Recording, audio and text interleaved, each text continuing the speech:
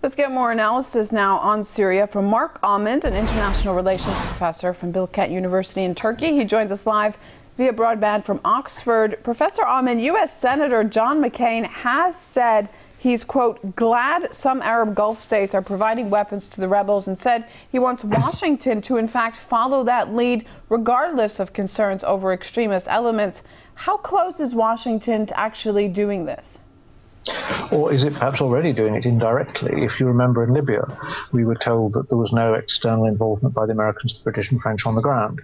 Yet after the fall of Gaddafi, we found American, British special and French special forces and thousands of Gulf and Jordanian special forces in the country. So the supply of weapons and even the supply of personnel to guide the rebels, I think, is already taking place. And there's certainly information that some of the so-called civilian advisors to the Libyan rebels in last year are now based in territory right on the border of Syria and neighboring countries. If that is taking place, obviously it's under the table, but the new opposition SNC leader has demanded intervention, even if it means bypassing international law, the UN Security Council. Washington has also voiced its readiness to act. Where do you think these calls are heading? Are we heading for an over-the-table, per se, support, actual lethal support? Well, it seems to be clear that the United States, Britain and France have made a strategic decision. They want Bashar Assad to fall, partly as a way of putting pressure on Iran, changing the whole chessboard of the Middle East. Therefore, if they can achieve that through Syrian domestic forces, through deniable support for other Arab special forces and supplies of weapons and so on, they'll do that. But ultimately, I think they will not wish to accept a defeat. If Assad's regime survived, it would be a huge geopolitical setback for them. And of course, therefore, the power relations between the United States and its allies in Syria and Iran are overwhelmingly, ultimately, in favor of the Western states.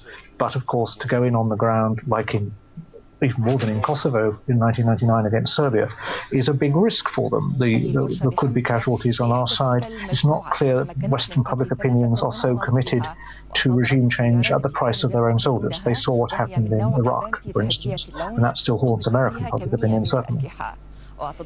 Moscow sees no alternative to Kofi Annan's peace plan and hopes to settle the crisis through diplomatic means. But the Syrian rebels have already retreated from the UN initiative very publicly, really, and do have a strong backing from Washington.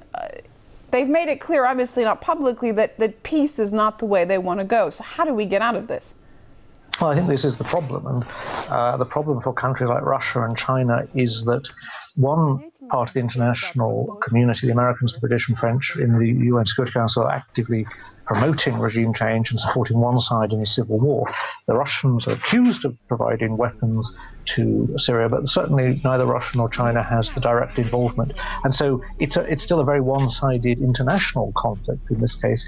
But of course, would one want it to become a multi-sided conflict? That would be extremely dangerous. And there is the risk, of course, of an explosion in this region.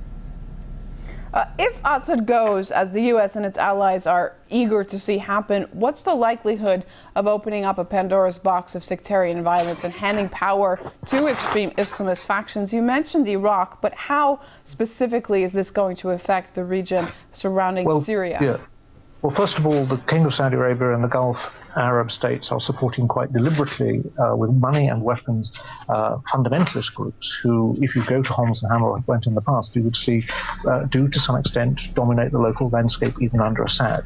Then there is the problem that these groups are very intolerant not only towards the Christian minorities and also to the Alawites and Shiites, but also sometimes the ethnic minorities. The new head of the Syrian National Council is a Kurd, but in fact there have been great tensions between the Kurds and the more Sunni fundamentalist groups who form the backbone of the rebellion. So the risk inside Syria is an explosion, but all these groups, of course, straddle borders. Kurds can be found in Iraq and in Turkey. The Christians in Lebanon are not very happy about the rise of Sunni fundamentalist groups, even though in the past they have perhaps been more suspicious of Hezbollah and Shiites. So the danger is that a civil war in Syria will in fact turn out to be a series of explosions around the borders, drawing in other countries. And we've already seen that the government in Iraq, which after all the Americans helped to install, doesn't like the idea of Sunni fundamentalists backed by Saudi Arabia, because the Shiite-led government in Baghdad feels threatened by Saudi Arabia and its more Sunni fundamentalist friends in the Gulf. Obviously a very complicated situation on the ground. They're often painted as black and white. Mark Almond trying to break it down, at least for us, as simple as he could. Thank you for that analysis. Professor Mark Almond, professor from Bill Kent University.